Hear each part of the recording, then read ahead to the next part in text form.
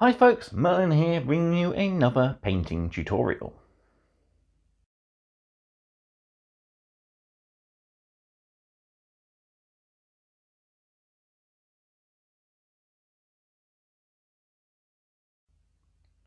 So the winner of January's poll was the Flesh Eater Courts for Warhammer Age of Sigmar and the Morgaunt Grand Court. So today we're going to be painting a Cryptghast Courtier in the colours of the Morgaunt. I've already built and primed my model. I've used Colourforge's matte white as it's a nice bright colour to start us off with. Perfect for the sort of dirty white colour scheme that the Morgaunt are. So we'll be using very few paints. I'll put a list up here or up here for you to gather ready for the video. And yeah, we will get ourselves a battle ready-ish Morgaunt Courtier. A little bit of extra tutorials just to help push that model a little bit further. But ideally, we're just going to try and get it up to a tabletop standard for you so you can get your army done quickly. Don't forget, this month's poll is already in action. 40k has won the game system poll. So all you got to do now is choose one of the 5 factions I have available to do. That's Space Marines, Chaos Space Marines, Necrons, Sisters of Battle, or Tyranids.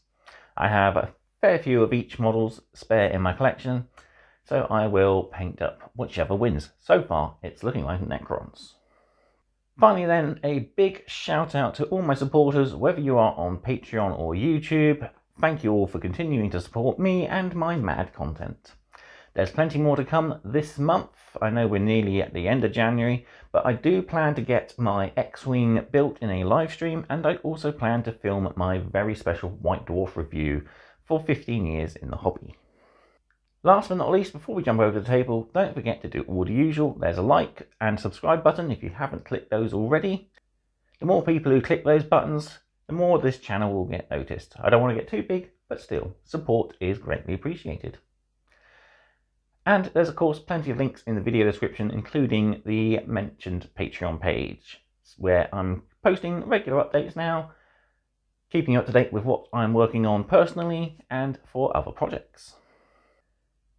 Right then, let's jump over to my paint table and we will work on this Morgaunt Cryptghast Courtier. So here we have the Cryptghast Courtier. I've built him up with a bony club there as a weapon, and I've even used one of the new heads left over from the Morgaunt Knights. And as you can see, he is base coated with Colourforge's matte white, but we still got a little bit of plastic showing through. So our first colour then is to base it with White Scar. I'm going to be using a STC medium base brush from Citadel, as it's a nice flat brush and we'll be able to cover over most of the model. So, like I said, we just want to coat the entire model with White Scar.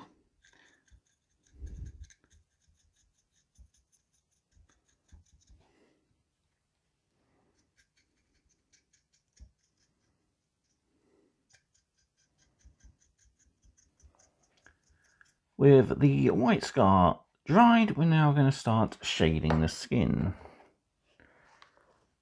And to start things off, we're going to need to make a mix of Agrax Earthshade to Lamy Medium. So I want 1 part Agrax to 2 parts Medium,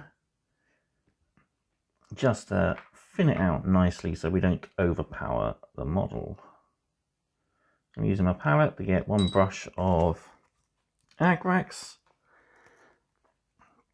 And then from my dropper bottle, we're going to put down 2 drops of Lamy Medium. I'll just test my palette to see if that's thin enough. Yep, that should be fine.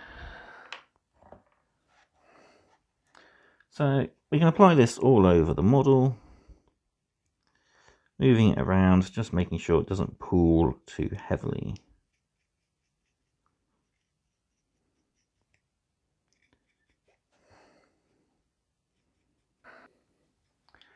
With the Agrax Earthshade dried, we can see that skin is coming along nicely. Right, we'll return to the skin in a minute, but first we're going to start blocking in all the bone, and we'll simply just use Skeleton Horde for that. Perfect paint for picking out bone in a single coat. So I'll use my medium shade brush to get some on the palette, but I'm going to use a smaller brush to apply it as we want to control. A couple of big dollops on the palette. And I'm using a size, I think it was size 2 or 3 brush. But a nice thin tipped brush, so we got plenty of control. And we're going to pick out the skeleton on his back. We'll also use this to pick out the rope around it.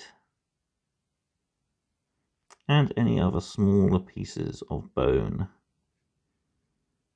scattered around the model. He's got some here on his leg, piercing his flesh. Same on his shoulder. And don't forget his impressive knightly weapon there. Beautiful regal sword. With the Skeleton Horde now dried, it's time for us to work on the Morgaunt's most distinctive colour scheme feature, and that is their bloodied hands, feet and faces.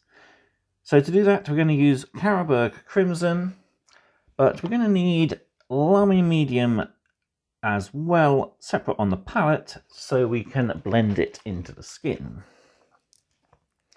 So I'll get a drop of each on the palette.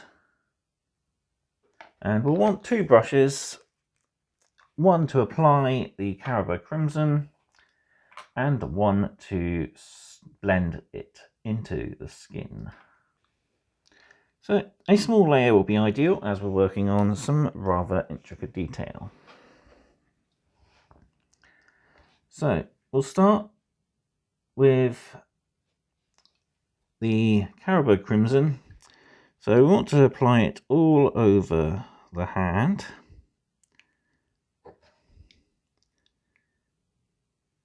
Making sure we get all the fingers.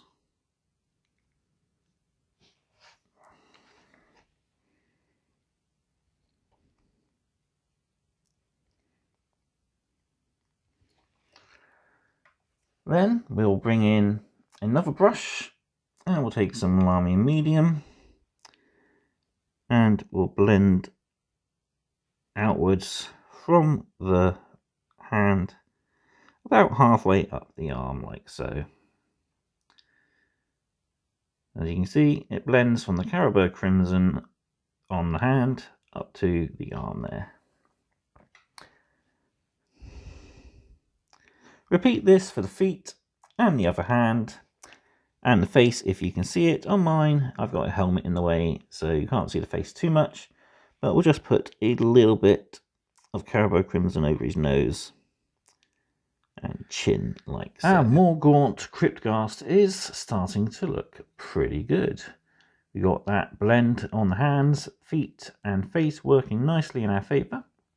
As you can see, I've also added a little bit of Carroburg Crimson to the areas where the bones pierce the flesh, just to show some bruising. Now let's return to the skin, and the last detail we're going to do is give it a dry brush of Flayed One Flesh, just to bring up a new level of pale. So I've got a small dry STC brush here. I love the STC brushes when it comes to dry brushing. They're soft and they don't leave behind much paint, which is quite nice. It means you won't end up overpowering your models with a scratchy result. So we'll just flick this gently across the model, picking out the highest detail. As you can see, we've picked out the scars on his arm, as well as the details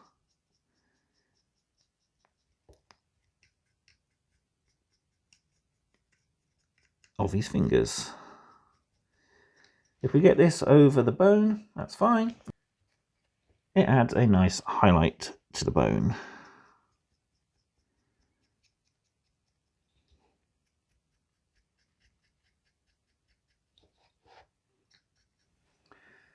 With the dry brush done, we can start moving on to picking out some of the other details. So next up, we'll start picking out the hair on the model, as well as any wood with rhinox hide.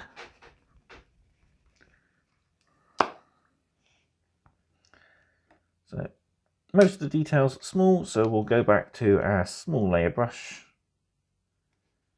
So we've got the hair coming out from the helmet here.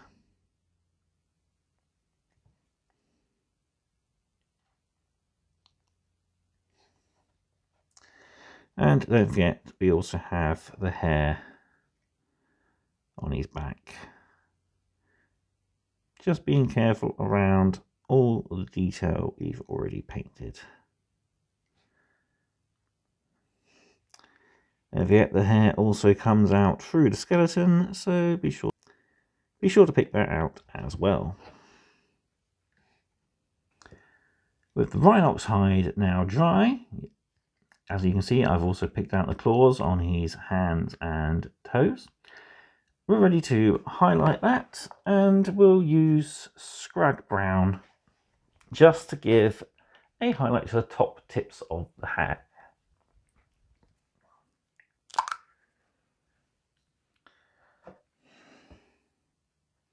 So we'll prepare some Scrag Brown on our palette. Make sure we haven't got too much on the brush, and turn the model to a good position. And what we want to do is gently drag the edge of our brush along the ridges of hair, picking out the finer points.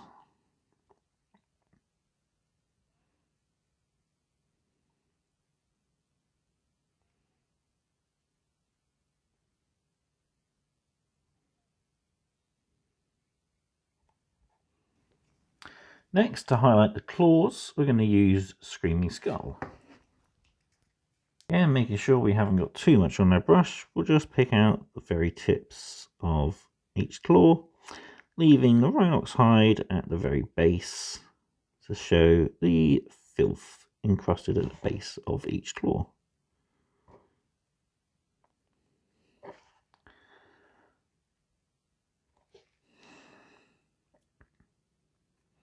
We can also use this to pick out the very tips of the hair where the light would catch,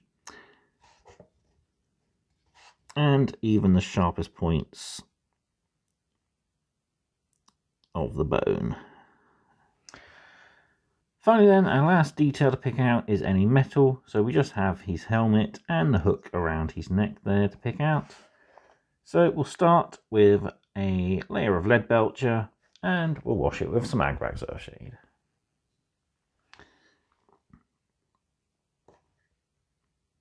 So we'll pick out the helmet and the hook with a layer of lead belcher.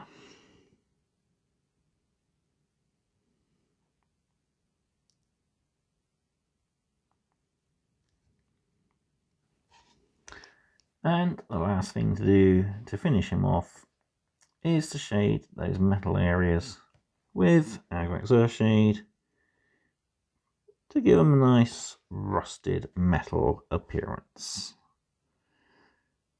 Or, as he likes to call it, well kept.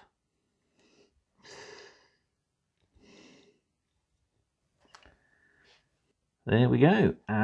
Morgaunt Cryptghast is finished. But there's one last thing we can do. What noble knight doesn't have the blood of his enemies dripping from his weapon? Or it could just be, you know, his last meal. So we'll take a little bit of blood for the blood god, and we will paint over the end of his weapon, where he has clubbed his enemy. And we can even put a little bit over his hand and nails.